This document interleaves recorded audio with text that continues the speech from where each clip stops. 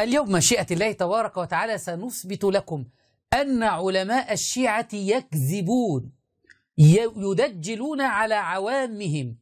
خرج علينا المعمم هادي الربيعي في إحدى المقاطع التي سنراها الآن وهو زاعما أنه لا يستطيع أحد يوم القيامة أن يدخل الجنة إلا بإذن فاطمة، عياذا بالله. حتى النبي صلى الله عليه وسلم لا يستطيع أن يدخل الجنة يوم القيامة إلا بعد أن يستأذن من فاطمة. يذهب لفاطمة يقول: يا فاطمة أريد أدخل الجنة، استغفر الله، فتأذن فاطمة للنبي صلى الله عليه وسلم فيدخل الجنة. لا يدخل الجنة إنسان إلا برضا وأمر وإذن من فاطمة عليه السلام.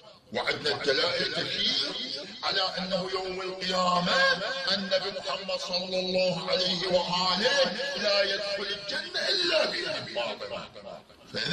فاطمة تأذن للنبي صلى الله عليه وآله بالدخول إلى الجنة، فيدخل النبي محمد صلى الله عليه وآله وسلم.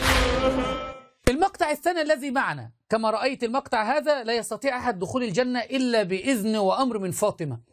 المقطع الثاني الذي سنراه الآن لنفس المعمم في حسينية أخرى بعد أن قبض عليه وهو يكذب، يقول: لا يستطيع أحد أن يدخل الجنة يوم القيامة حتى الأنبياء إلا بإذن وأمر فاطمة. لا، هذه المرة يقول: إلا بإذن الحسين. يوم القيامة يقف الإمام الحسين على باب الجنة وباب النار، يدخل من يدخل ويخرج من يخرج. واعلموا أن الإمام الحسين عليه السلام لا يدخلون الأنبياء إلا بإذنه. عدا ابن الحسين لا يدخلون الأنبياء بالجنة. هذا من فضائل أبا عبد الله الحسين. يعني نصدق المقطع الأول الذي يقول لا يستطيع أحد دخول الجنة إلا بإذن فاطمة، ولا المقطع الثاني الذي يقول لا يستطيع أحد دخول الجنة إلا بإذن الحسين؟ أين أنتم يا عقلاء الشيعة؟